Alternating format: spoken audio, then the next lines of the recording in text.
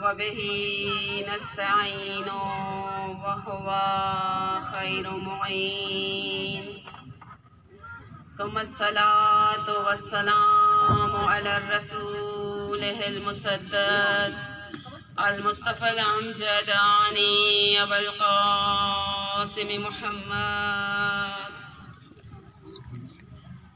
أما بعد فقد قال الله تعالى في الكتاب الحكيم بسم الله الرحمن الرحيم هو الذي بعث في الأميين رسولا منهم يتلو عليهم آياته ويزكيهم ويعلمهم الكتاب والحكمة وإن كانوا من قبل لفي ضلال مبين رب اشرح لي صدري ويسر لي أمري واحلل عقدة من لساني يفقهوا قولي ما شاء الله ولا حول ولا قوة إلا بالله العلي العظيم۔ معزز سامعین گرامی اور پیارے پیارے اسٹوڈنٹس، اپنی اس محفل میلاد کا آغاز اس ذات قدس الہ العالمین کے نام سے کرتی ہوں جو ہم سب کا خالق و مالک ہے۔ اس پروردگار عالم کا شکر ادا کرتی ہوں کہ جو پروردگار عالم خالق کل شے ہے اور علی کل شیء قدیر کا مصداق ہے، ہر چیز کا پیدا کرنے والا ہے، ہر چیز پر قدرت رکھتا ہے۔ تو عزیزان گرامی، وہ پروردگار جو چاہتا ہے بناتا ہے، وہ کن کہتا ہے فیکون ہو جاتا ہے۔ اس پروردگار عالم کا شکر ادا کرتے ہیں کہ اس نے ہمیں انسان بنایا ہے۔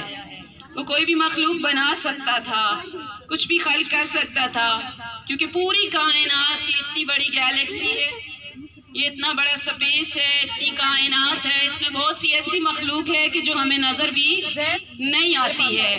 لیکن سامعین گرامی، پروردگار عالم کا شکر ہے کہ اس نے ہمیں اتنی بڑی گیلیکسی کے اندر، اتنی بڑی کائنات کے اندر بنایا ہے، تو انسان بنایا ہے۔ اور بنانے کے بعد کیا فرماتا ہے؟ فَتَبَارَكَ اللَّهُ أَحْسَنُ الْخَالِقِينَ، کتنا بابرکت ہے تمہارا پروردگار جس نے تم جیسی اشرف مخلوق کو پیدا کیا ہے۔ تو سامعین گرامی، عزیزان قدر، کتنا پروردگار عالم کا ہم پر احسان ہے۔ میں کہتی ہوں جتنا بھی شکر ادا کریں کم ہے کہ اس پروردگار عالم نے ہمیں اس مخلوق میں پیدا کیا کہ جو اشرف ہے، جو سب سے زیادہ پروردگار عالم کی پسندیدہ مخلوق ہے، کہ جس کو پیدا کرنے کے بعد رب العالمین نے فخر کیا ہے۔ اور بھی اس نے جن بنائے، حیوان بنائے، کائنات ارضی میں اتنی چیزیں بنائی ہیں، لیکن اس نے فخر نہیں کیا، خود کو نہیں کہا کہ فَتَبَارَكَ اللَّهُ أَحْسَنُ الْخَالِقِينَ۔ لیکن جب اس نے حضرت انسان کو بنایا تو اس نے فخر کیا۔ کون سا فخر ہے ہمارے پاس؟ تو پروردگار عالم نے جو چیز ہمیں حیوانات سے جدا عطا کی ہے، باقی مخلوقات سے جدا عطا کی ہے، وہ عقل ہے۔ وہ کون سی چیز ہے؟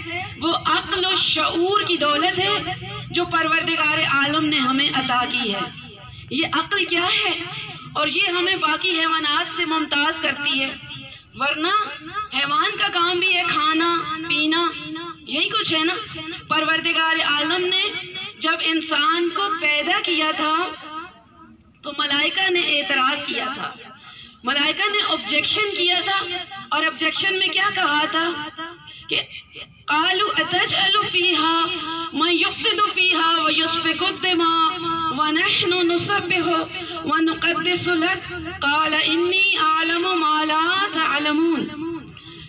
ملائکہ نے objection کیا تھا کہ پروردگار عالم تو ایسی مخلوق پیدا کر رہا ہے کہ جو زمین پر فتنہ و فساد برپا کرے گی، جو زمین پر ایک دوسرے کا خون بہائے گی۔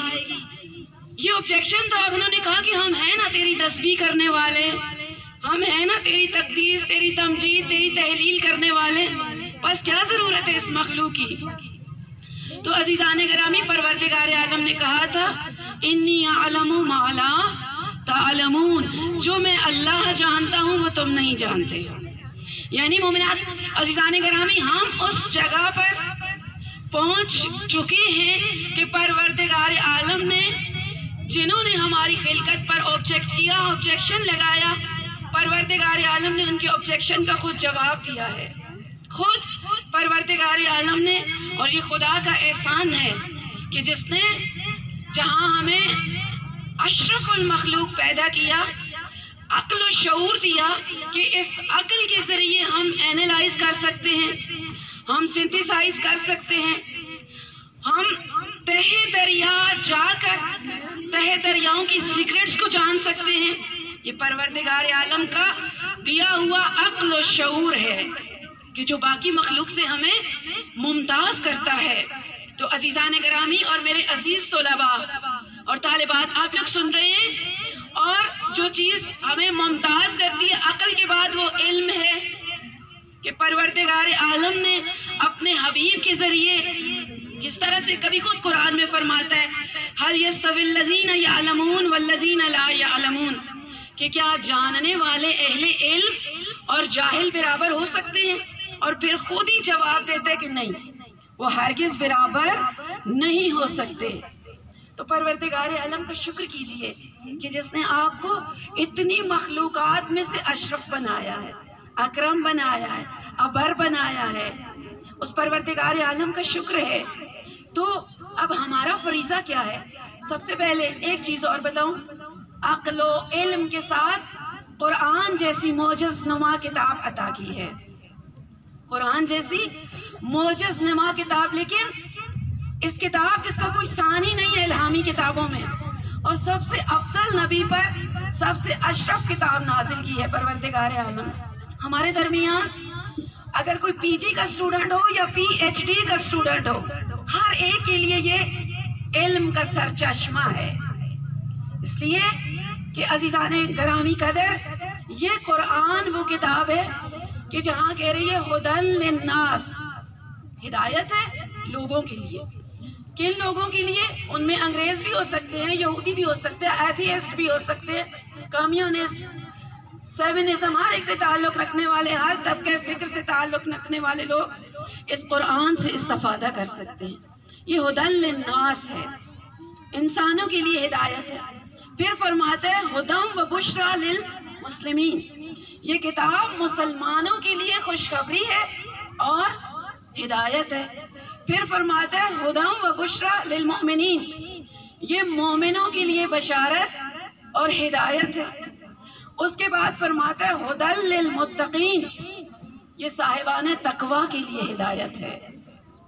یعنی ہر ایک طبقہ فکر کے انسان کے لیے پروردگار عالم نے اس معجز نما کتاب کو رکھا ہے. بس میں نے اس کتاب سے کیا لینا ہے؟ ہدی للمتقین بننا ہے کہ یہ کتاب متقین کے لیے ہدایت ہے.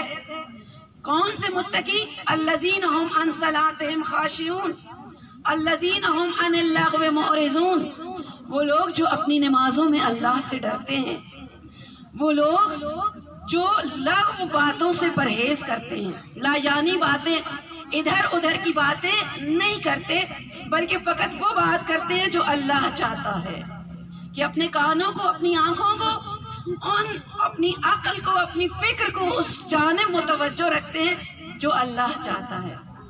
قرآن علم، عقل، شعور، انسانیت کے بعد پروردگار عالم کی عظیم نعمت اس کا نبی ہے، کہ جس کے لیے سورہ جمعہ میں فرماتا ہے هو الذی بعث فی الامیین رسولا منہم یتلو علیہم آیاتہ ویزکیہم ویعلمہم الکتاب والحکمہ، کہ پروردگار عالم نے تمہیں میں سے ایک رسول کو بھیجا کہ تم کچھ نہیں جانتے تھے، اور اس نے تمہیں کتاب و حکمت کی تعلیم دی ہے. وہ صاحب حکمت نبی، اور اس سے پہلے تم کھلی گمراہی میں پڑے ہوئے تھے. اس نے ہمیں کتاب و حکمت کی تعلیم دی. اب کتاب کو اس طرح سے نہیں پڑھنا کہ میرے ہاتھ میں کسی نے قرآن کا پارہ پکڑایا تو میں نے جلدی جلدی اسے پڑھنا شروع کر دیا. حدیث میں ہے لا یقرؤ حضرما، یعنی سپیڈ اپ نہ کرو، قرآن کو فکر کر کے تدبر کے ساتھ پڑھو۔ قرآن خود کہہ رہے افلا یتدبرون فی القرآن ام علی قلوب اقفالها، کہ لوگ قرآن میں تدبر کیوں نہیں کرتے، یہ لوگ قرآن میں سوچ کیوں نہیں رکھتے کہ دیکھیں قرآن ان سے چاہتا کیا ہے۔ ہماری کیا ٹینشن ہوتی ہے؟ just for this tension that I have complete this particular surah، اس سے علاوہ ہماری کوئی توجہ نہیں ہوتی۔ That shouldn't be in our نیہ، کہ ہماری نیہ، اور ہماری نیت کیا ہونی چاہیے؟ ہماری نیت وہ ہونی چاہیے جو پیغمبر ہم سے چاہتے ہیں، کہ جس طرح سے فقط قرآن کو پڑھنا یہ ہمارے وجود میں انقلاب لے کر نہیں آئے گا، ورنہ ہم قرآن بھی گھروں میں سجائے رکھیں گے، پیغمبر کو بھی سینے سے لگائے رکھیں گے، لیکن لانگ مارچ کے لیے روڈز پر نکل آئیں گے کہ ہمیں آزادی دی جائے۔ کون سی آزادی عزیزان گرامی؟ کیا یہ پیغمبر گرامی کی تعلیمات کے خلاف نہیں ہے؟ ایک ایسی بے حیائی کہ جس کو یہودیت پروموٹ کر رہی ہے، کہ جسے سیونزم کمیونزم پروموٹ کر رہا ہے، میں وہ آزادی کے بینر اٹھا کر سڑکوں پر آ جاؤں کہ مجھے یہ آزادی دی جائے؟ کون سی آزادی؟ اسلام نے میرے اس وجود پر اللہ کی حاکمیت نافذ ہے۔ یہ میرا جسم میری مرضی نہیں ہے، اس میرے وجود پر اللہ کی حاکمیت۔ پیغمبر گرامی وہ ہستی وما ینطق عن الہوی ان ہو الا وحی یوحی، وہ پیغمبر جو اپنی مرضی سے کلام نہیں کرتے، جو بھی کہتے ہیں اللہ کا کلام کہتے ہیں۔ جہاں بھی فرمایا جو بھی حرکت کی فقط حکم پروردگار عالم سے کی ہے۔ تو کیا وہ پیغمبر اگر مجھے حجاب کی دعوت دے رہا ہے، اگر وہ نبی مجھے انسانیت کی دعوت دے رہا ہے، تو کیا میں ان انسانی حدوں کو چھوڑ کر یہودیت کو پروموٹ کروں؟ پس سیرت پیغمبر کا اثر میرے وجود کے اندر، وہ دور جب پیغمبر آئے تھے انٹلیکچل لیول دنیا کا بہت پیچھے تھا، بہت پستی تھی، لیکن آج اسی نبی کے وسیلے سے ہم علم و شعور کی بلندیوں تک پہنچے ہیں۔ وہی نبی ہے جس نے فرمایا اطلب العلم ولو بالسین، علم حاصل کرو اگرچہ تمہیں چین جانا پڑے۔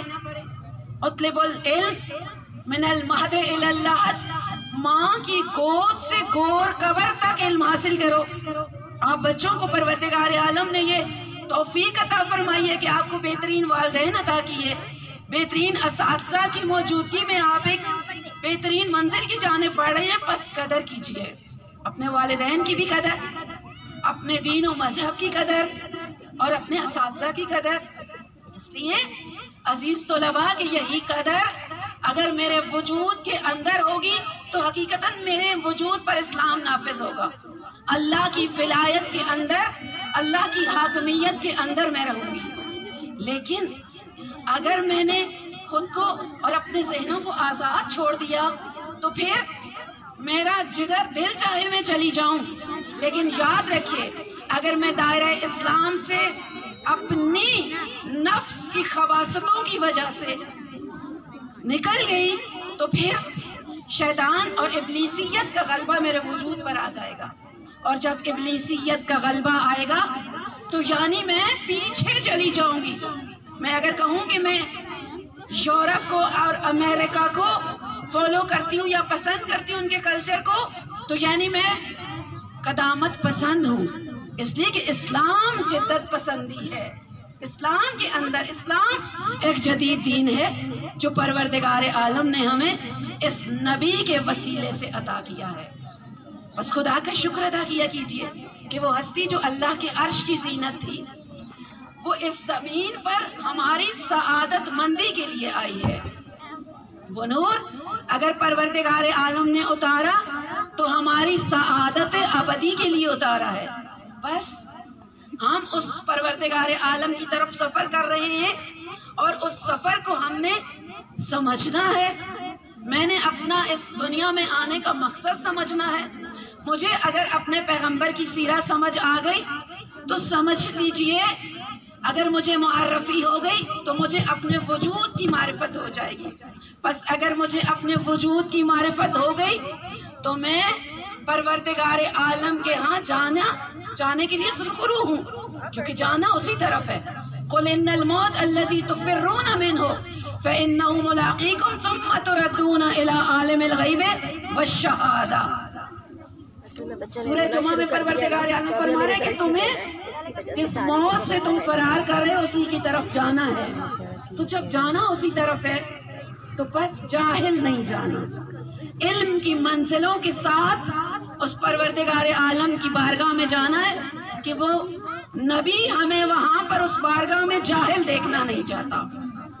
بس اس نبی کے جانے والے علم کے میدان میں، چاہے وہ دینی علم ہو چاہے وہ سائنسی علوم ہو، سب سے آگے بڑھنا ہے.